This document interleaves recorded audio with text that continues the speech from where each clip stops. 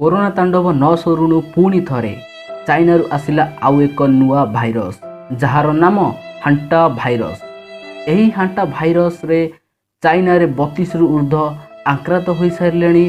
तेबे ताहा फल रे 23 मार्च सोमवार दिन जड़े व्यक्ति मृत्यु होईची।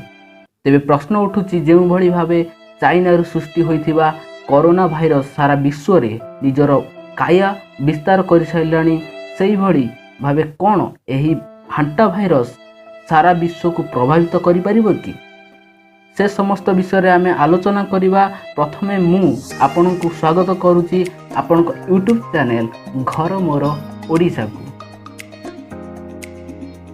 फ्रेंड्स, हांटा भाइरस हेउची मूषा मानक ठारू व्यापुथिबा एक मारात्मक भाइरस जहाद्वारा चीन रे जड़े व्यक्ति मृत्यु हो सारे एवं यह द्वारा 32 रु ऊर्ध्व आक्रांत हो सारे। जदि आपण घरे मूषा मानकर बसबास रही, जदि आपण घर सफा करला समय रे मूषांकर मल किंबा मूत्र आपण शरीर रे लागिला बा आपण ताहा संस्पर्श रे आसिले एवं एहा परे आपण बिना हाथ धोई खाद्य को खाइछंती किंबा आपण हाथ को निज पाटी नाक आखि संस्पर्श रे आणुछंती, तेबे एही भाइरस आपण को शरीर मध्य को जाई एही मारात्मक रोग आपण को होई पारे। एही भाइरस जो व्यक्ति शरीर मध्य को प्रवेश कला परे गोटे सप्ताह रु 8 सप्ताह मध्य एही रोग सही व्यक्ति ठारे देखा देई थाए।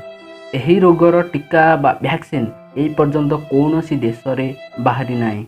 जदि एही रोग को खूब शीघ्र चिन्हट न करा जाए तेबे रोगीर मृत्यु होई पारे। तेबे एही रोगर लक्षण मध्य कोरोना रोग भली समान लक्षण देखा देई थाए।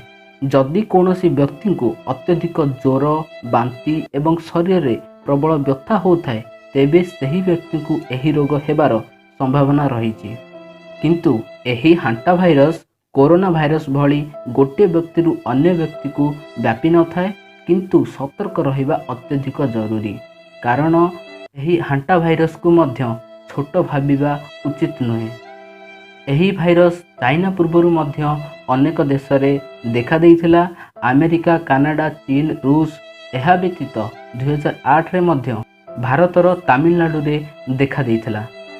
2008 रे तमिलनाडु रे मूषा और साप धरिबा इलुरा जातिर किछि लोकन को इन्फेक्शन होइथिला एही भाइरस द्वारा। 2016 रे हांटा भाइरस कारणरू भारत रे गोटे छोट पिलार मृत्यु घटिथिला। जदि एही भाइरस कौनसी रोगीर शरीर को प्रवेश करि थाए तेबे ताहाकू समय समय रे ऑक्सीजन दिया जाई थाए बा ऑक्सीजन नबा बहुत जरूरी होता है एवं यह सहित शरीर मध्य को ग्लूकोज इलेक्ट्रोड जीवा दरकार होता है, किंतु यह को सतर्क रहिबा बहुत जरूरी। तेणु आपण सतर्क रही थांतु, सावधान रही थांतु। यही सहित वीडियो को शेष करुच्ची। वंदे मातरम।